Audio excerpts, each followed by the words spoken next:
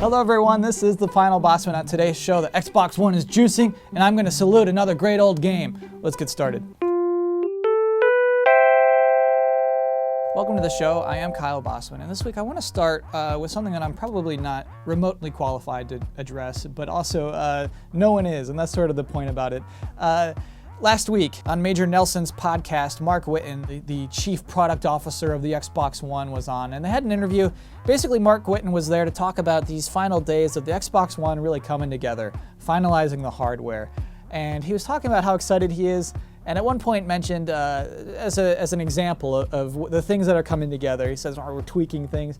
He said that now they found a little extra room, and that the GPU is clocking in at 853 megahertz as opposed to 800, which is a boost of 6.625%, which is just nonsense. You know, it's just like such a marginal thing. What happened was that became a headline, even in like tech blogs, that 53 megahertz. And it's not like Microsoft was trying to make this a big appeal. It wasn't like it was a statement officially. It was just kind of an aside. He was using that as evidence to talk about how he feels like everything's coming together. But it sort of became a whole thing. Later on in the interview, Mark Whitten talked about the graphics driver and how that's coming together.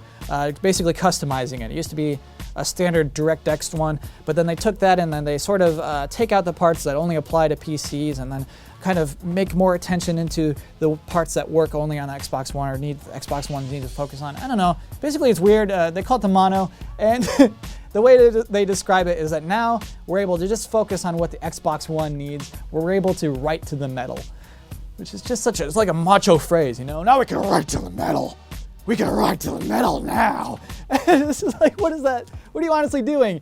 It just means we're writing specifically to the Xbox One, which could be a good thing. It could also be a bad thing. Like with the PlayStation 3, you needed to write to the metal. And I mean, we saw that works in a lot of cases. And that's sort of like I wanted to speak to, is that we're picking up on that number. We're picking up on write to the metal. This interview had become headlines because we all care about those things. We care about those 53 megahertz. It's fun to talk about. But also just that Xbox is willing to be open about these things, not necessarily open about how big of changes they are, but kind of giving us insight into this. And also what it suggests is that Microsoft is trying always to adjust its message, and it's interesting to see that.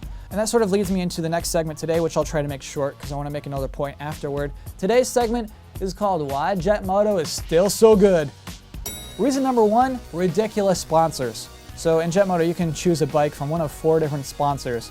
Mountain Dew, Axiom, who I think just made the UI for the game, and they were a sponsor in this one. There is K2 Snowboards, and there's Butterfinger. Butterfinger candy bars are sponsoring a Jet Moto racing team. And yeah, product placement can be a very distracting thing in a lot of media and a lot of stories that can be very obtrusive. But to me, in this case, it sort of enhances the world building of Jet Moto. This game takes place in the year 2020 when Jet Moto is a popular sport.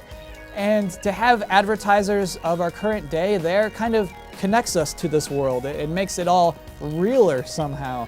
And also kind of gives me hope in a world where Mountain Dew has the bravery to spell out the word mountain. So if you see their logo today, that's just MTN Dew. Like they think we're too stupid to care to read the whole word mountain. Like we're just a bunch of dum-dums who can't read more than 3 letters. Well, I'll tell you what we can. In the year 2020, we're a bunch of people who are smart enough to read every single letter in the word mountain. Thank you, Jet Moto. Reason number 2, 2 Mona Lisas. So if you're playing the level Blackwater Falls, there's a plantation house that's just kind of stuck there. Obviously, this is a shortcut. But what's fun is if you kind of slow down, if you're just goofing around and exploring the environment, you will find 4 paintings inside this house, 2 of which are the Mona Lisa. One Mona Lisa would have been crazy, but there are 2. And that's sort of charming. As opposed to this world building thing, it's also fun to see a game be silly. And just kind of put in these secrets where clearly not a lot of thought was put into it, but someone was just putting it in there for fun. It wasn't just, oh, we have our deadlines coming up. We got to get those 2 Mona Lisas in the game. It's not so serious business that you feel a lot of the games are today. Reason number 3, Backflip Rock, dude. I'm about to show you one of my favorite spots in a video game, almost any video game, and it's in the course called Cliff Diver. And it's at the end, after the titular cliff diving, you will see Backflip Rock. And this rock is actually the best thing to do tricks off of. So you can run straight up to the cliff of this rock and ride straight up it and then boost and then just do backflips as much as you want. And a really great thing about this is that there's an invisible audience who will cheer you depending on how good the trick you did is. Why? No particular reason. Reason number 4, characters. So when you're writing a movie, one of the first things you want to do when introducing one of your main characters is get the audience to care about this character. And sometimes it's called petting the dog. Because if you get a person to pet a dog, instantly an audience will love that person for some dumb reason. In video games, we often don't care to do those sorts of things. Like Bayonetta, she just comes out showing off her crotch and you care about her. Batman just says, I'm Batman, and you care about him. The Call of Duty guy just swears, and you're like, oh, I like him. And it's especially not important in a racing game, because you care about who wins the race because you want to win the race. However, here's Jet Moto with 20 selectable characters, and they all have illustrations of what they look like and character bios, and these bios kind of define who they are and how they like to race, and they all intertwine in interesting ways. And actually, it's part of that world building, but it helps you care about the characters. It helps you care about each race. Because not only do you care about yourself, you want Wild Ride to win, because you like Wild Ride, but it also enhances how much you don't want those other racers to win. It is more fun to play a game when you're shaking your fist, like, oh, Tetsujin, how do you do this? Oh, curse you, Tetsujin.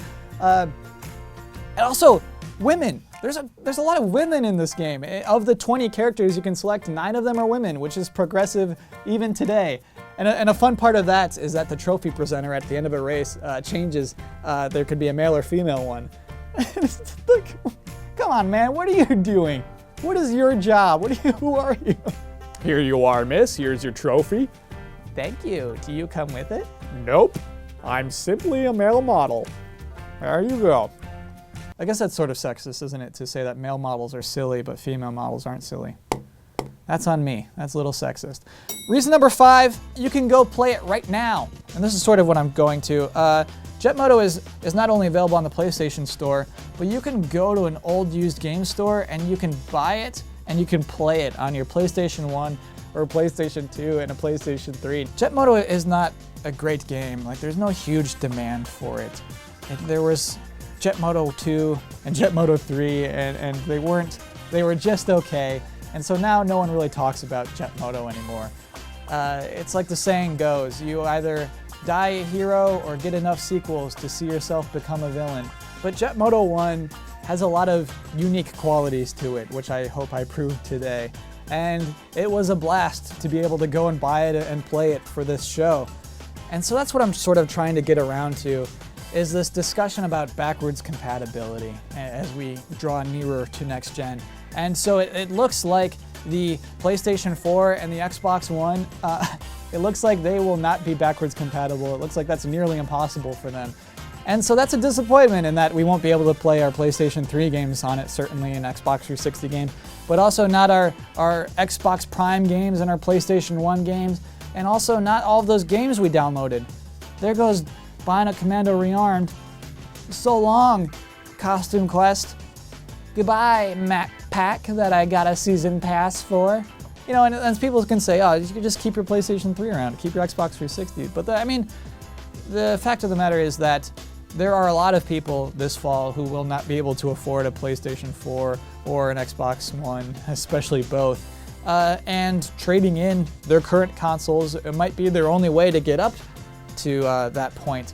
But there is hope. There's hope in Sony's acquisition of Gaikai and Xbox One's all-powerful cloud. There's hope that they'll stream us back catalog games, that the libraries can continue to exist forever through streaming into our consoles. And that's not ideal. It will stink to never own games again, but it's better than the alternative, which is never seeing them again. And also, Apparently all CDs are gonna die in 100 years anyway, so what's the point of it all? Are you telling me I only got 83 years left to live? Yeah. I gotta go start a family. With what? Anyway, the point is, to Sony and Microsoft and yes, you Nintendo, is that your old games are great. And so yeah, 53 megahertz for marginally better experiences are fine, but your back catalog is important too. And I understand that backwards compatibility might be a technical impossibility for a lot of your consoles, but please at least acknowledge them and acknowledge how important that is to the people who have supported you up to this point.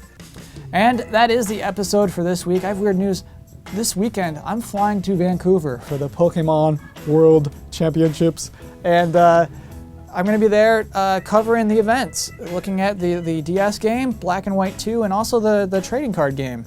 So, good thing I've got my Clank with me. That'll be no problem. Thank you, Clank. A mini gear and big gear comprise its body. If the mini gear launches at a foe and doesn't return, it will die.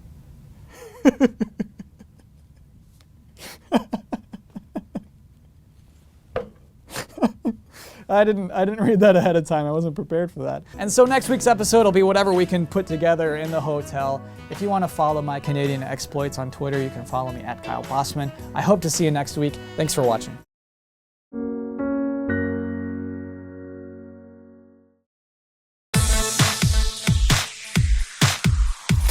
Hey, Damiani, I was just looking at my hotel reservation. Looks like we're gonna be roomies.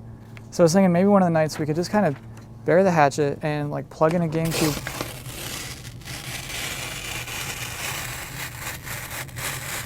That doesn't cancel the reservation. I mean, look, I even have another one.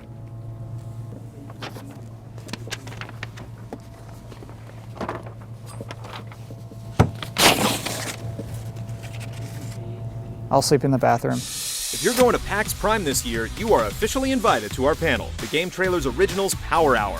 Pop Fiction's Michael Damiani, Annoyed Gamer's Marcus Beer, and the Final Bosman's Kyle Bosman will be there for reveals, rants, and all the answers to any weird questions you feel like asking. We'll see you Friday, August 30th at 6:30 p.m. in the Unicorn Theater.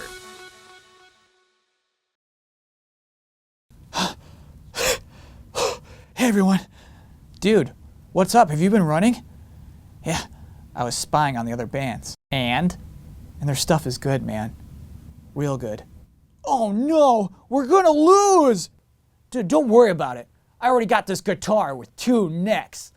I don't think it's gonna be enough. They kept saying something like, we're gonna be the best because we write to the metal. Then that's what we'll do. Come on everyone, let's write to the metal.